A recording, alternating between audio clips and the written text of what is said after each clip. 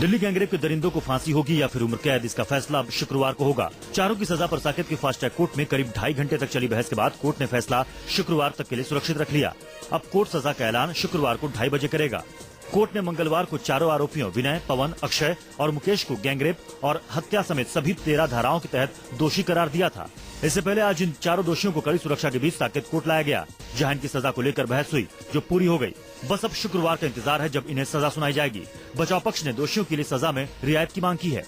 नए उम्र के बच्चे हैं, इनका कोई क्रिमिनल रिकॉर्ड नहीं है, परिवार के माँ बाप बूढ़े हैं, विनय पढ़ रहा था, स्टूडेंट था, शिक्षा ले रहा था, एजुकेशन ले रहा था, और इन हालातों में उसे कम से कम सजा दी जाए। दिल्ली गैंगरेप के दोषियों की सजा पर दिल्ली की साकेत कोर्ट में करीब 2.5 घंटे तक बहस हुई, जिसमें बचाव पक्ष ने दोषियों के लिए रियायत मांगते हुए दलील दी। जिंदगी लेने और देने वाला तो भगवान है, गांधी जी फांसी के खिलाफ थे, सजाए मौत देना मौलिक अधिकारों का हनन है, मुवक्किलों की उम्र कम है, सजा देने में नरमी बरती जाए। बाटला हाउस कांड में उम्र कैद तो यहाँ फांसी क्यों? बचाव पक्ष की दलीलों पर सरकारी वकील ने कहा, इस केस में गांधी जी की दलील देने से कुछ नहीं होगा। दोषियों ने एक असहाय लड़की पर क्रूरता की सारी हदें पार कर दी। फांसी नहीं हुई तो गलत संदेश आ जाएगा। इस केस में फांसी के अलावा कोई और सजा हो। पूरे देश की नजर दिल्ली में 16 दिसंबर को हुए गैंगरेप के दोषियों की सजा पर है। दिल्ली का साकेत कोर्ट चारों दोषियों को फांसी की सजा सुनाता है या उम्र कैद, इसका फैसला अब शुक्रवार को होगा। लेकिन बिहार के महाराजगंज से आरजेडी के सांसद प्रभुनाथ सिंह ने रेप की वारदातों पर चिंता जताते हुए जो बयान दिया है, उसे शर्मनाक कहने के सिवाय कुछ नहीं कहा जा सकता। पार्टी बदलने और बयानों की बाढ़ छोड़ने में माहिर प्रभुनाथ सिंह ने महिलाओं के खिलाफ होने वाले अपराधों के लिए महिलाओं को ही जिम्मेदार ठहराया है। प्रभुनाथ का कहना है कि रेप की घटनाओं के लिए सिर्फ पुरुषों को दोषी ठहराना सही नहीं है, ऐसी घटनाओं में महिलाएं भी दोषी होती हैं। आप खुद सुनिए क्या कह रहे हैं आरजेडी सांसद प्रभुनाथ सिंह। क्योंकि कोई घटना घटती है तो उसमें अकेला एक वर्ग कहीं भी दोषी नहीं होता है, जिम्मेवार नहीं होता है। कहीं न कहीं घटना के पीछे हर वर्ग उसमें दोषी होता है। इसमें सिर्फ पुरुष वर्ग को दोषी कह के नारी अपने को बच नहीं सकती। सांप्रदायिक दंगे की आग में झुलस रहे मुजफ्फरनगर में जारी कर्फ्यू में थोड़ी ढील दी गई है। लगातार जारी कर्फ्यू के आज 5वें दिन लोगों की खरीदारी के लिए दोपहर 12 बजे से लेकर 4 बजे तक कर्फ्यू हटा लिया गया। प्रशासन ने ये ढील शहर कोतवाली, नई मंडी और सिविल लाइंस में दी। मरघट की तरह खामोश हुए सड़कों पर कर्फ्यू में ढील का कोई ज्यादा असर नहीं हुआ।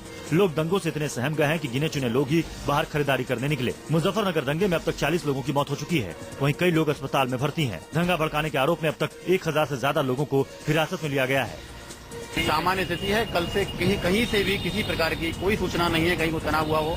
इंक्लूडिंग अब जो पहले अफवाहें वो काफी आ रही थी, अब अफवाह में भी ऑलमोस्ट ना के बराबर हैं। यूपी के मुजफ्फरनगर हिंसा की सीबीआई से जांच कराने की मांग करने वाली याचिका सुप्रीम कोर्ट ने स्वीकार कर ली है। इस याचिका पर कल सुनवाई होगी। जस्टिस जीएस सिंघवी की अध्यक्षता वाली पीठ ने कहा कि मामले पर गुरुवार को सुनवाई होगी। 9 याचिकाकर्ताओं की ओर से याचिका पेश करते हुए वरिष्ठ वकील गोपाल सुब्रमण्यम ने कहा कि सरकारी लापरवाही के कारण इंसानों की जान नहीं जानी चाहिए।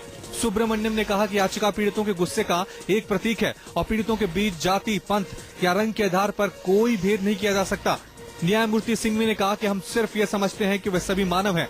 मुजफ्फरनगर दंगे में अब तक 40 लोगों की जान जा चुकी है। प्रदेश सरकार ने हिंसा की जांच के लिए पूर्व जस्टिस विष्णु सहाय की अध्यक्षता में 1 सदस्यीय न्यायिक आयोग का गठन किया है। मुजफ्फरनगर दंगे को लेकर गरमाई सियासत अभी तक ठंडी नहीं पड़ी है। एक दूसरे पर आरोपों की बौछार जारी है। अभी तक बीएसपी और कांग्रेस दंगों के लिए समाजवादी पार्टी और बीजेपी को जिम्मेदार ठहरा रही थी। अब बीजेपी ने जवाबी हमला बोला है। बीजेपी का कहना है कि यूपी में दंगे समाजवादी पार्टी और कांग्रेस की मिलीभगत से हो रहे हैं। जब से समाजवादी पार्टी की सरकार यूपी की सत्ता पर काबिज हुई है, तब से अब तक 30 से ज्यादा दंगे हो चुके हैं। ये दोनों दल मिलकर एक फिक्स मैच खेल रहे हैं और उस प्रक्रिया में ये लोग उत्तर प्रदेश में सांप्रदायिक सद्भाव बिगाड़ने का प्रयास कर रहे हैं। सांप्रदायिक हिंसा की आग में झुलस रहे मुजफ्फरनगर में हालात कितने भी खराब हों, लेकिन जिला अस्पताल में भर्ती घायलों के परिजन साझा चूल्हे पर खाना बनाकर भाईचारे की मिसाल पेश कर रहे हैं। दरअसल पूरी इलाके में लगे कर्फ्यू में सिर्फ 4 घंटे की ढील दी जा रही है। ऐसे में अस्पताल में भर्ती मरीजों के लिए खाना समेत उपयोग की कई चीजों की भारी किल्लत है। जिला अस्पताल में मरीजों के परिजन साथ मिलकर खाने पीने के सामान जुटा रहे हैं और एक ही चूल्हे पर पकाकर दोनों समुदायों में मिठास घुलने की कोशिश कर रहे हैं। हालात भले ही विकट हों, पर अस्पताल में हो रहे इस नेक पहल ने कभी गन्ने के मिठास से सराबोर होने वाले इस शहर में भाईचारे के बीच आई कड़वाहट को कुछ कम करने की कोशिश जरूर की है। अभी हिंदू मुस्लिम सभी यहाँ मिलकर रह रहे, एक दूसरे को हेल्प कर रहे और सभी चूल्हा जला के सभी अपना इकट्ठा ही खाना बनाते हैं बेचारे। आगरा में यहाँ से समाजवादी पार्टी की राष्ट्रीय कार्यकारिणी की 2 दिनों की बैठक शुरू हुई। बैठक में पार्टी के तमाम बड़े चेहरे दिखे, लेकिन एक चेहरा जिसे नजरें खोज रही थी वो गायब था। जी हाँ, आजम खान बैठक में नहीं पधारे। दलील दी गई कि आजम खान फ्लाइट मिस कर गए हैं। फिर बताया गया कि वो वायरल से पीड़ित हैं। लेकिन इससे इतर सच्चाई है कि आजम मुजफ्फरनगर दंगे को हैंडल करने के अखिलेश यादव के रवैये से खासे नाराज हैं। लेकिन आजम की नाराजगी की एक यही वजह नहीं है। स्वास्थ्य मंत्री अहमद हसन का पार्टी में बढ़ता कद भी आजम के लिए परेशानी का सबब है। लिहाजा बैठक में गैर मौजूदगी दर्ज कराकर आजम खान अपनी नाराजगी जताना चाहते हैं। पिछले 15 दिनों से यूपी का मुजफ्फरनगर दंगे की आग में जल रहा है। 15 दिनों बाद भी शहर दंगों से उबर नहीं पाया है। शहर में कर्फ्यू लागू है, लेकिन समाजवादी पार्टी की सरकार और इसके नेता आगरा में 5 स्टार होटलों में मीटिंग कर रहे हैं। दरअसल आगरा में समाजवादी पार्टी की कार्यकारिणी की 2 दिनों की बैठक चल रही है। पार्टी की इस बैठक के लिए आगरा के टॉप 5 स्टार होटलों में 86 कमरे बुक कराए गए हैं। मीटिंग आगरा के ITC मुगल होटल में हो रही है। मीटिंग में SP के मुखिया मुलायम सिंह यादव, मुख्यमंत्री अखिलेश यादव समेत पार्टी के तमाम बड़े नेता पहुंचे हैं। ऐसे वक्त में जब राज्य सरकार और समाजवादी पार्टी के नेताओं को मुजफ्फरनगर में दंगे की आग को शांत करने के उपाय तलाशने चाहिए थे, तब ये लोग शाही मीटिंग कर रहे हैं और इस मीटिंग पर लाखों की फिजूल खर्ची हो रही है। एक तरफ संघ और बीजेपी नरेंद्र मोदी को जल्द से जल्द पार्टी की ओर से प्रधानमंत्री का उम्मीदवार घोषित करने की तैयारी में है। वहीं दूसरी ओर मोदी के नाम पर लालकृष्ण आडवाणी का पुराना रुख कायम है। आडवाणी नहीं चाहते हैं कि मोदी के नाम के ऐलान में कोई जल्दबाजी की जाए, जबकि संघ और बीजेपी के नेता जल्द से जल्द नाम का ऐलान करना चाहते हैं। आज इसी बात पर आडवाणी को मनाने के लिए अध्यक्ष राजनाथ सिंह आडवाणी के घर पहुंचे, लेकिन सूत्रों की माने तो राजनाथ आडवाणी को मनाने में नाकाम रहे हैं। ऐसे में पार्टी क्या फैसला लेगी, ये देखना दिलचस्प होगा। वैसे कहा जा रहा है कि इस मामले में अब गेंद राजनाथ सिंह के पाले में है। वही आखिरी फैसला लेंगे कि मोदी के नाम का ऐलान कब किया जाए। इस बीच खबर ये भी है कि अगर मोदी के नाम का ऐलान कर दिया जाता है तो मोदी कैंपेन कमेटी के चेयरमैन के पद से इस्तीफा दे सकते हैं और सुषमा स्वराज या अरुण जेटली को कैंपेन कमेटी का जिम्मा सौंपा जा सकता है। गुजरात के मुख्यमंत्री को प्रधानमंत्री पद के उम्मीदवार के रूप में पेश करने की भाजपा की कोशिशों पर गृह मंत्री सुशील कुमार शिंदे ने चुटकी ली है। शिंदे ने कहा कि राजनीतिक पार्टियां किसी रामू, शामू और दामू को अपना नेता घोषित कर सकती हैं। उन्होंने कहा कि कोई भी छोटी या बड़ी राजनीतिक पार्टी 2014 के आम चुनाव से पहले अपना प्रधानमंत्री पद का उम्मीदवार घोषित कर सकती है।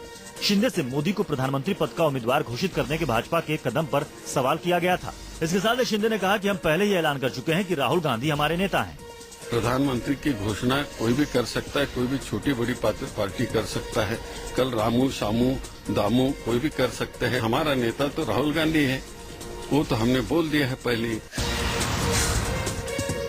मंगलवार को जयपुर में नरेंद्र मोदी की जनसभा के बाद आज उदयपुर में कांग्रेस उपाध्यक्ष राहुल गांधी ने किसानों की रैली को संबोधित किया।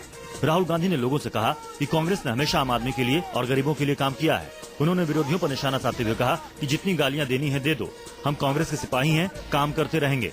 राहुल गांधी ने कहा कि वो अपने सपने कुचलकर जनता के सपनों को अपनाना चाहते हैं। हमारे अपने जो सपने हैं, मेरे अपने जो सपने हैं, उनको मैं कुचलना चाहता हूं। आपके जो सपने हैं, उनको मैं अपना बनाना चाहता हूं। क्या महाराष्ट्र में कांग्रेस एनसीपी के गठबंधन में अंदरूनी स्तर पर ही सही दरारें खिंचने लगी हैं? एनसीपी अध्यक्ष शरद पवार के बयान से तो यही लगता है। पवार ने महाराष्ट्र के मुख्यमंत्री पृथ्वीराज चौहान के कामकाज की शैली पर निशाना साधा है। शरद पवार ने राज्य में अहम प्रशासनिक मामलों के निर्णय में हो रही देरी पर इशारों में यहाँ तक कह डाला कि फाइल पर दस्तखत करते वक्त मुख्यमंत्री के हाथ कांपते हैं। हालांकि पवार ने ये बात मुख्यमंत्री का नाम लिए बिना कही, लेकिन लगे हाथ पवार ने महाराष्ट्र के पूर्व सीएम विलासराव देशमुख के काम करने के तरीके की तारीफ भी की। यानी कांग्रेस से शरद पवार सीएम पृथ्वीराज चौहान से खासे खफा हैं। शरद पवार के मुताबिक फाइलों की पेंडिंग पड़े रहने की वजह पृथ्वीराज चौहान की फैसला लेने में देरी है। जेबीटी शिक्षक घोटाले में दिल्ली की रोहिणी कोर्ट द्वारा दोषी करार दिए गए हरियाणा के पूर्व मुख्यमंत्री ओम प्रकाश चौटाला की जमानत याचिका सुप्रीम कोर्ट ने खारिज कर दी है। कोर्ट ने उन्हें इतनी भर राहत दी है कि वो 17 सितंबर की जगह जेल अधिकारियों के सामने 23 सितंबर को सरेंडर कर सकते हैं। कोर्ट ने बीमारी के बहाने जेल से बाहर रहने देने की मांग करने वाली याचिका पर कहा कि जिन बीमारियों का चौटाला ने जिक्र किया है, उनमें से ज्यादातर बुढ़ापे से संबंधित हैं। सुनवाई के दौरान कोर्ट ने दिलचस्प सवाल पूछा। जस्टिस मुखोपाध्याय ने पूछा कि याचिकाकर्ता को सत्ता में आने का अवसर मिला तो क्या वो हमारे सामने जिन बीमारियों का हवाला दे रहे हैं उसका जिक्र कर सत्ता छोड़ देंगे। जमानत के आधार को खारिज करते हुए कोर्ट ने कहा कि अगर इस आधार को स्वीकार कर लिया गया तो जेलें सिर्फ स्वस्थ लोगों के लिए ही रह जाएंगी।